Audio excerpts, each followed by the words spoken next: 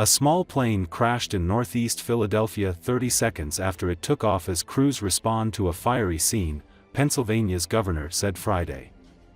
According to Associated Press, video from a doorbell camera captured the moment the plane crashed. A wall of orange glowed at a distance, followed by a smoke plume. Governor Josh Shapiro said he is offering all Commonwealth resources as they respond to the small private plane crash in northeast Philly. The crash happened less than 3 miles from northeast Philadelphia Airport, which primarily serves business jets and charter flights. Photos taken at the crash site appear to show residential homes on fire. Flight data showed a small jet taking off from the airport at 6:06 p.m. and disappearing from radar about 30 seconds later after climbing to an altitude of 1,600 feet. The plane crashed in a busy intersection near Roosevelt Mall, an outdoor shopping center where first responders were blocking traffic and onlookers crowded onto a street corner in the residential neighborhood of Ronhurst. Philadelphia's Emergency Management Office said that roads are closed in the area. The Federal Aviation Administration said 2 people were aboard the plane, which was a Learjet 55. The plane, a small, business-type jet, was en route to Springfield, Missouri. The plane appeared to be a medical transport jet. The plane that took off and quickly disappeared from radar was registered to a company operating as Med Jets. The FAA said the National Transportation Safety Board will lead the investigation. The NTSB, which investigates air crashes, said it was gathering information about the crash.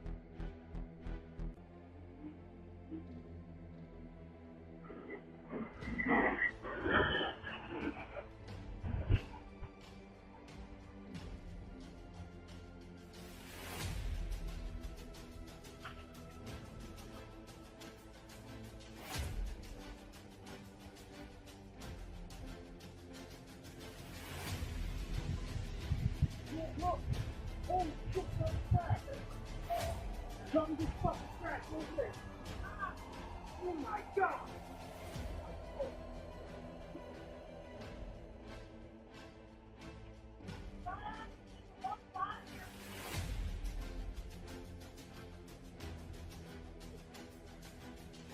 What the fuck was that?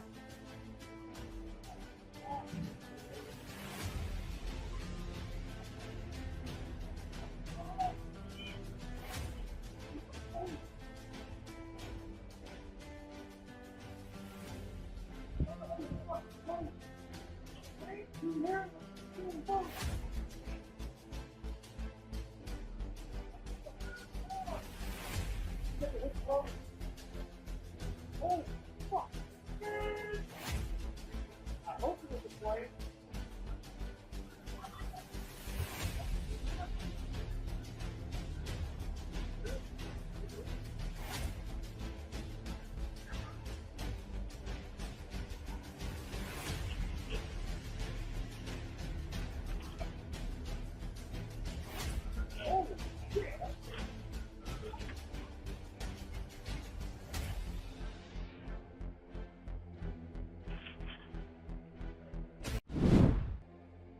Tulsi Gabbard, President Donald Trump's pick to be Director of National Intelligence, faced sharp criticism from Democrats and Republicans alike Thursday during a fiery confirmation hearing focused on her past comments sympathetic to Russia, a meeting with Syria's now-deposed leader, and her past support for government leaker Edward Snowden.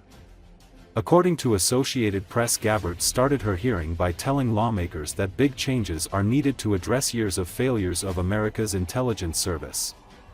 She said too often intelligence has been false or politicized, leading to wars, foreign policy failures and the misuse of espionage.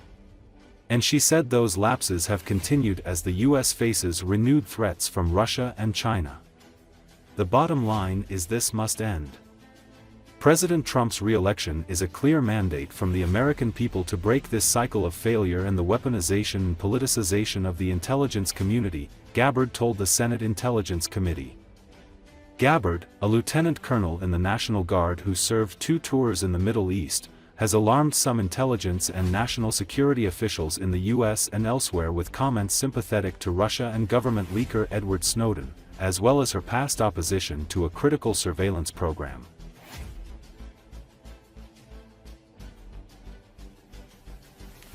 Thank you. Just as I suspect that some of my Democratic colleagues might criticize Ms. Gabbard's statements and actions since she saw the light and left the Democratic Party. But I sincerely hope that no one today will impugn Ms. Gabbard's patriotism and integrity. And I appreciate that, and I want to thank Ms. Gabbard for meeting with me and having the candid conversation we did on the issues. Unfortunately, I have to... I'll confess that those views may be somewhat unconventional, but look at where conventional thinking has got us. Maybe Washington could use a little more unconventional thinking.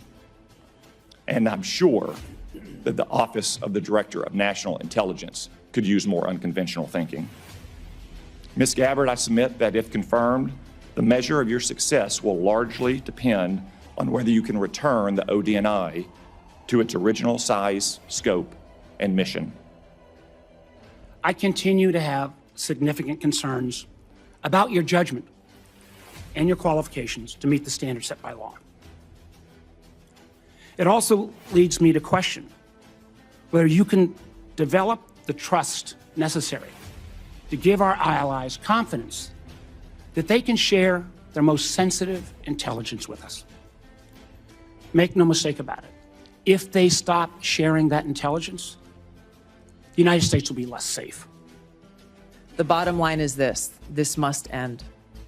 President Trump's re-election is a clear mandate from the American people to break this cycle of failure, end the weaponization and politicization of the intelligence community, and begin to restore trust in those who've been charged with the critical task of securing our nation. Those who oppose my nomination imply that I am loyal to something or someone other than God, my own conscience, and the Constitution of the United States. Accusing me of being Trump's puppet, Putin's puppet, Assad's puppet, a guru's puppet, Modi's puppet, not recognizing the absurdity of simultaneously being the puppet of 5 different puppet masters. The fact is, what truly unsettles my political opponents is I refuse to be their puppet. I have no love for Assad or Gaddafi or any dictator. Have you ever knowingly met with any members, leaders, or affiliates of Hezbollah? No, and it is an absurd accusation. I went with former Congressman Dennis Kucinich, who had been there many times before and who had met with Assad before. A number of topics were covered and discussed, and to directly answer your question, yes, I asked him tough questions about his own regime's actions, the use of chemical weapons and the brutal tactics that were being used against his own people.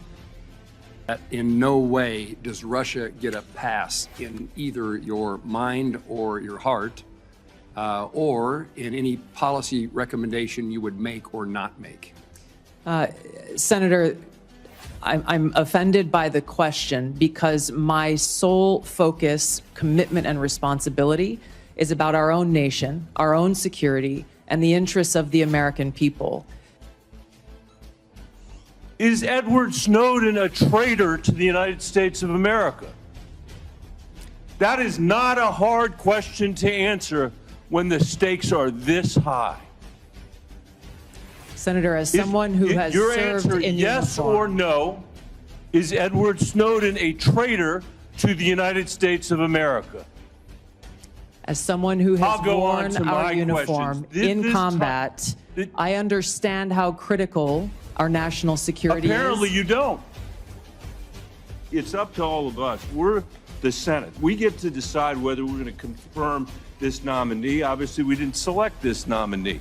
But can't we do better than somebody who doesn't believe in 702? Can't we believe that somebody who can't answer whether Snowden was a traitor 5 times today?